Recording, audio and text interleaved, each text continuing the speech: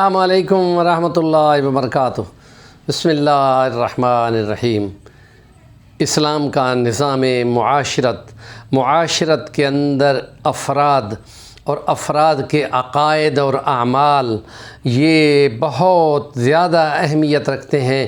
انہی کی بنیاد پر معاشرت کا امن اور سکون اور یہ زندگی، سیاست، معیشت، معاشرت، باہم حقوق و فرائض یہ تب تک ہوں گے جب عقیدہ ٹھیک ہوگا اور جب اسلام پر پورا عمل درآمد ہوگا۔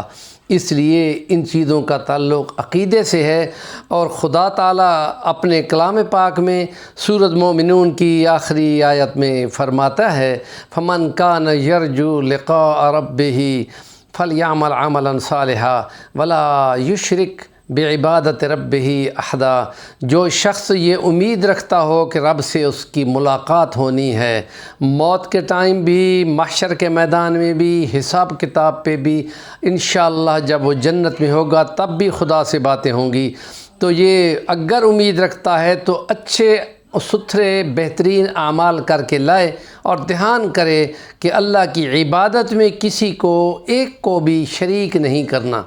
اب یہاں دیکھنا ہے کہ وہ جو خدا عبادت کہہ رہا ہے کہ جس میں شرک وہ برداشت نہیں کرتا، اس لیے کہ وہ کہہ چکا ہے ان اللہ لا یغفر ان یشرک بہ ویغفر ما دون ذلک لمن یشاء۔ جس کے لیے چاہے گا اور گناہوں پہ تو بخش دے گا، شرک کی نجات نہیں ہے۔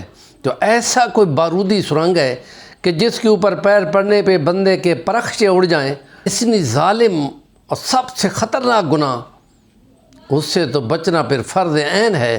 اور جو علماء اس چیز پہ رکھتے ہیں، حضرت حسین علی الوانی رحمۃ اللہ علیہ صاحب بلغۃ الحیران فی ربط آیات الفرقان، وہ فرمایا کرتے تھے کہ عوام کو شرک سے بچانا لازم ہے، باقی گناہوں پہ تو انشاءاللہ اللہ پاک مہربانی کر کے بخشش فرما دے گا، اس میں اگر گئے تو ان کے تو ہر چیز اڑ جائے گی۔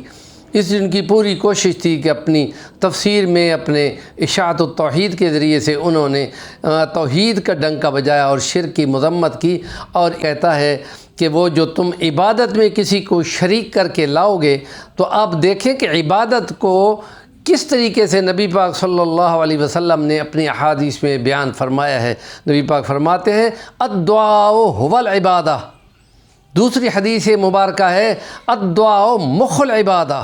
مخ کہتے ہیں مغز نچوڑ بھیجے کو، ہر چیز کا بھیجا کام کا وہی ہوتا ہے، مغز وہی ہوتا ہے، نچوڑ وہی ہوتا ہے۔ تو وہ جو پکار ہے، عبادت تو ویسے جسمانی ہے، طواف بھی عبادت ہے، سجدہ بھی عبادت ہے، ہاتھ باندھ کے کھڑا ہونے بھی عبادت ہے، سجدے رکوع سجود بھی جسمانی عبادت ہے، اور مالی عبادت میں قربانیاں کرنا اور نظریں دینا اور نیاز دینا اور یہ مال خرچ کرنا، اور زبانی میں وہ زبان سے جو حمد و ثنا کرتے ہیں اس کو، اسی دعا کو بھی زبان کی عبادت کہا گیا ہے۔ اب اس کو سمجھنے کے لیے آپ کو ایک تاریخی واقعے کی طرف جانا ہوگا کہ 8 ہجری میں مکہ فتح ہوا، مشرکین مکہ نے مسلمانوں پہ حملہ کیا، 3 مسلمان شہید ہوئے، خالد بن ولید رضی اللہ عنہ کی تلوار چلی، 22 اڑ گئے، 18 بھاگ نکلے۔ حضرت نبی پاک نے فرمایا کہ 18 جو بھی ملے ان کی گردنیں اڑا دو۔ ان میں اکرمہ بن ابی جہل بھی تھا، وہ وہاں سے بھاگا، جدہ پہ بیٹھا، جہاز پہ حبشہ نکل جاؤں، وہاں گیا تو جہاز بھنور میں پھنس گیا۔ اب وہ جہاز والا کہتا ہے بھائی اب اللہ کو پکارو، جہاز برا پھنس گیا، یہ لات و منات سے بھی نہیں نکلے گا۔ تو اس نے کہا یہی بات محمد ابن عبداللہ کہتا ہے تو میری وہی بات ہی ٹھیک ہے۔ پھر وہ عرض کرتا ہے خدا اگر تو مجھے نجات دے دے تو میں واپس پلٹتا ہوں، کلمہ پڑھتا ہوں، اور پھر خدا نے اس کو نجات دی، اور وہ اس کا جہاز والے کو کہتا ہے مجھے واپس لے کے آ، اور بیوی کے ساتھ آ کے نبی پاک کے ہاتھ پہ کلمہ پڑھتا ہے، مسلمان ہوتا ہے۔ اس کو سمجھ آ گئی کہ وہ جو پکار ہے وہی اصل عبادت ہے، اور جس نے یہ پکارا کسی اور کو شریک کر دیا۔ اب سورۃ جن کی آیت نمبر 20 کو دیکھو، قل انما ادعو ربی ولا اشرک بہ احدا، کہہ دو اے پیغمبر صلی اللہ علیہ وسلم میں پکی بات ہے اپنے رب کو پکارتا ہوں اور اس کی پکار میں کسی کو شریک نہیں کرتا۔ اور نبی پاک فرماتے ہیں یہ پکار اور شور اور ندا دینا، پکار کرنا، یہی اصل عبادت ہے۔ تو اب اس میں کسی نے کسی کو شریک کیا تو شرک کر گیا۔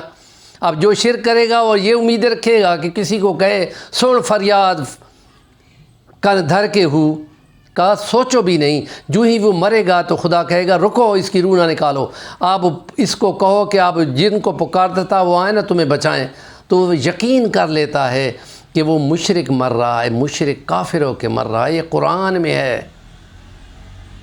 اب جب قرآن کا انکار ایک نقطے کبھی کیا جائے تو بندہ مرتد اور کافر ہو جاتا ہے، اس کی نجات نہیں ہے۔ ہمارے چینل کا نام ہے صفی الرحمن الوانی، ضرور سبسکرائب کریں اور توحید کے پیغام کو آگے پہنچائیں، اور دال علی الخیر کفاعلہ آگے پہنچاؤ گے تو پورا ثواب ملے گا، پورا حصہ ملے گا انشاءاللہ۔